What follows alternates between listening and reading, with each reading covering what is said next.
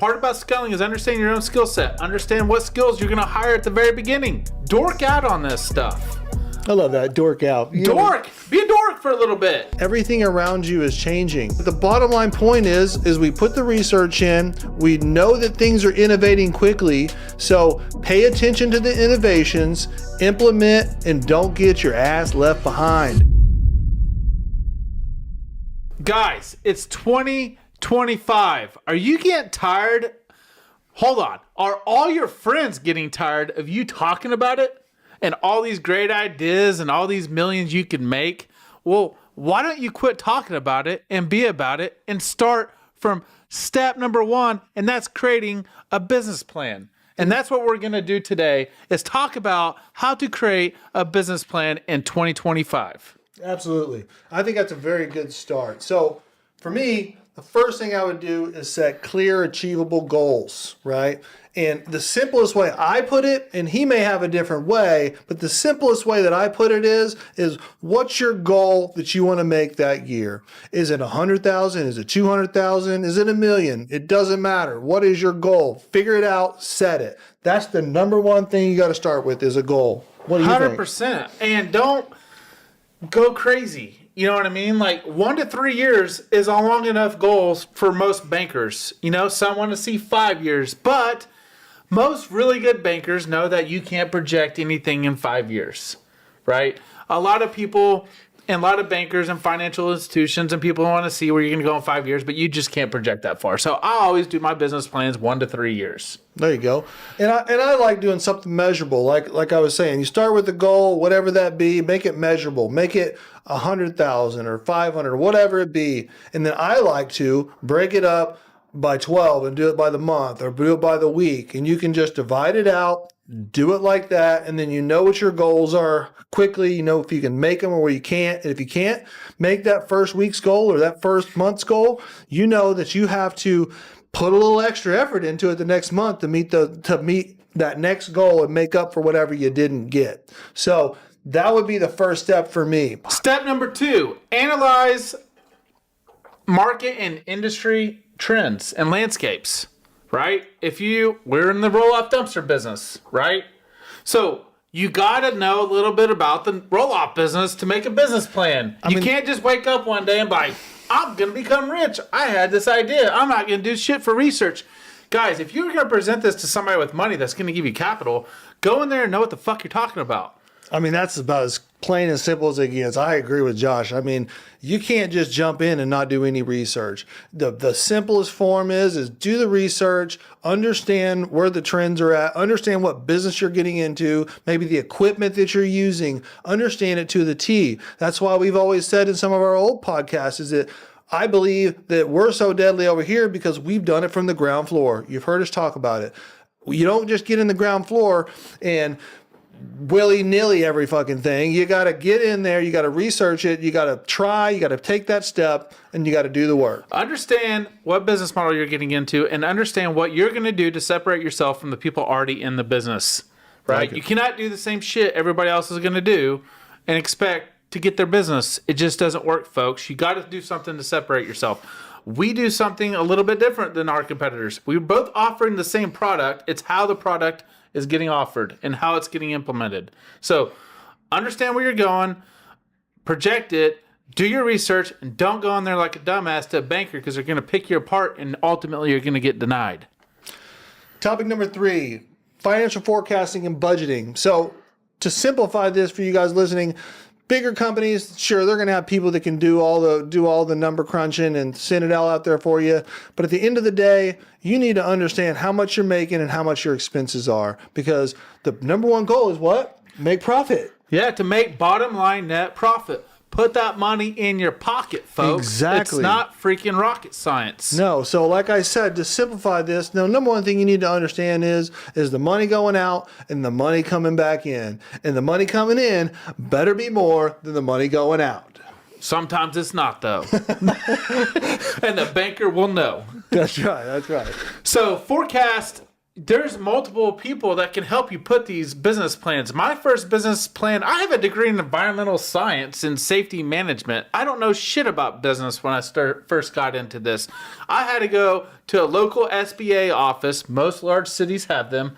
And I went there. They taught me how to write a business plan. They taught me how to forecast things. They asked me a lot of tough questions I never thought about, right? So when I did go to the bank, I was prepared. So utilize your resources.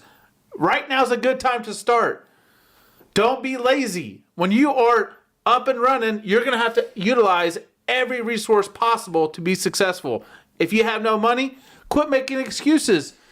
Remember, at the first of the show, we said quit talking about it and be about it. Quit making excuses why you're not starting, why you're not successful, why you're not rich. This is the American dream. You can do whatever you want. So I use SBA. They set up all this stuff for me. I was a dumbass when I walked in there. How much did that cost you? $0. That's the point, right? Is it the It resources cost me or effort. the resources are there. Utilize your resources. Some of them are probably free. So get off the damn couch if you want to start a business. Find the places that give free resources and make a damn start. Let's go. Watch some YouTube videos. You can learn everything. I'm a YouTube genius. I learned how to shape You a are? business. Yeah, man.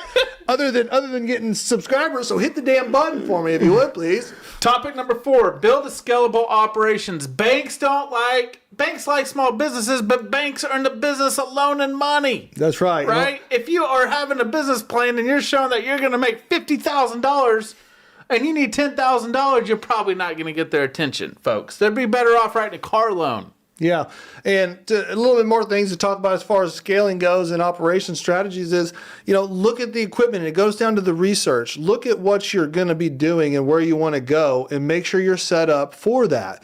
Don't go in there with a half-assed piece of equipment that isn't going to do what's going to meet your goals at the very beginning.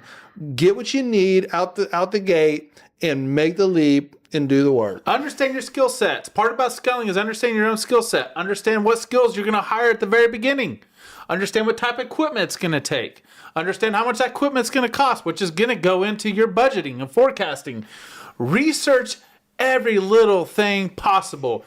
If you were going to start a business now, you should have been doing research months ago, right? Dork out on this stuff. I love that. Dork out. Dork! Be a dork for a little bit. If you're a redneck like us, it's okay to be a little bit of dork, right? So, dork out on it, understand, research it, read. Hey, you know what I did when I very first started? I wanted to be in the porta potty business because my brother needed porta potties. He's like, hey, that might be a good business. I looked it up. I researched it. I got a notepad, pen, and paper, and I looked up people that were not in my territory. I was calling people in North Carolina and Texas and Kansas, operators that I found their websites that look professional, and I said, hey, my name is Josh Carnley. I'm looking to start a porta potty business in Oklahoma. Do you think that the owner, or can I talk to the owner? Do you think you'd give me about 5 minutes so I can ask some questions? And I called about 30 or 40 of these people. A couple of them I drove out there and spoke with them. Most people, business owners, like to talk about That's right. their business because to be successful in business, you have to be a psycho. I agree. You have to be 1,000% dedicated on it. Fishing, hunting, traveling, spending time with your friends. All that goes by the wayside for the first couple years. And if it doesn't, you're probably going to be a broke joke and owe the banker at the end of the day. You don't want that. So, next topic is preparing for future work and innovation. And this is an important deal, right? To simplify this is everything is changing. The world is changing by the day, by the year, by the month. So we talk about AI on some of these podcasts. Everything around you is changing. If you stick with the times and what you're dealing with now and you don't innovate and research and pay attention to the best software platforms or whatever that is changing in the markets. For my personal example is we rolled with what's called a hook lift roll-off truck. So the old way to do it was a cable hook. We did our research. We looked at the innovation in the markets. We figured out that this was a better fit for us and a more efficient vehicle. Right? But the bottom line point is we put the research in. We know that things are innovating quickly. So pay attention to the innovations Implement and don't get your ass left behind. If you do, there's going to be somebody that is willing to put that work in, put that research in, and implement those things to make them better than you. And that's just realistic. Starting a business can be the best thing ever. And if you're preparing yourself for the future and you're thinking 3, 4, 5 years, and this is why I think it is good. I have pros and cons in my opinion about business plans, right? The pros are, in my opinion, it slows you down and makes you think of things, right? The cons are, most of the time, they're bullshit, right? And they're for the bank because your business plan most of the time does not go the way it should. No, and we talked about that too, right? But it is at least a step. But if you do your research, to your point, to Eric's point, nobody around us is using hook and lift systems. It's a proprietary technology that if you were an established business, it costs you millions of dollars to go in there and retrofit all your containers and trucks. You can't do it. But since Eric did his research, and he's like, hey, we can get more dumps per day, which is going to create more revenue a day, what you're going to put on your forecasting deal, which is on step number 3, right? And you're going to show more revenue than your average competitor because that baker might have another customer that does the same shit you do. Right? Yep. So he's going to go on there and look at their financials and be like, man, this is kind of a risky business. They're a low margin business. How are you going to explain to them that you're going to be more successful than they are? Yeah. Right? So another thing, align yourself to other people that think like you. We have not done the best of that.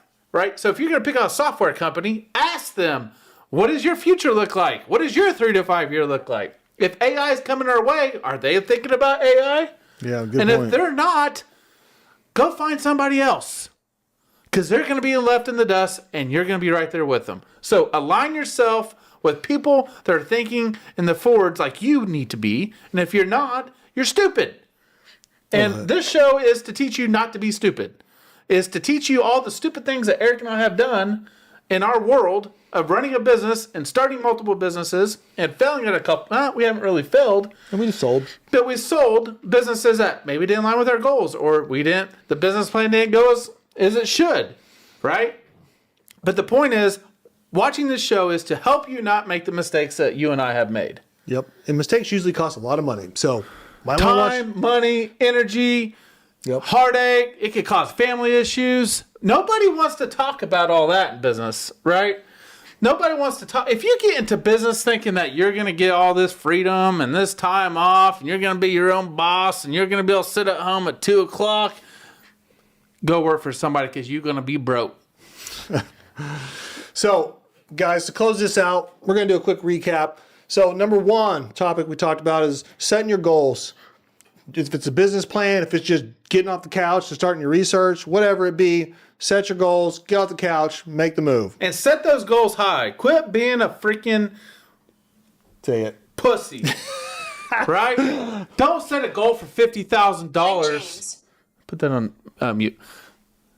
Don't set a goal for $50,000 and think that everybody around you is going to be excited and the banker's going to want to spend a lot of time with you. Set a goal that makes sense. Set a goal that...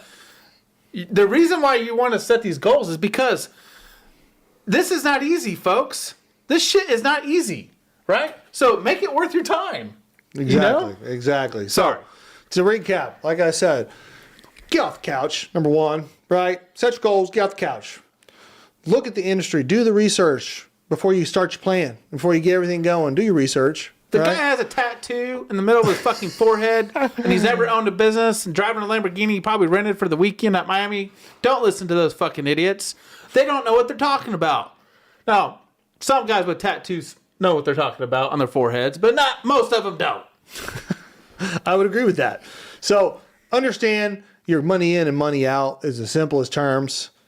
Set your business up as scalable as you can. And the last one is prepare for the future. Look at the innovation that's going on all around you.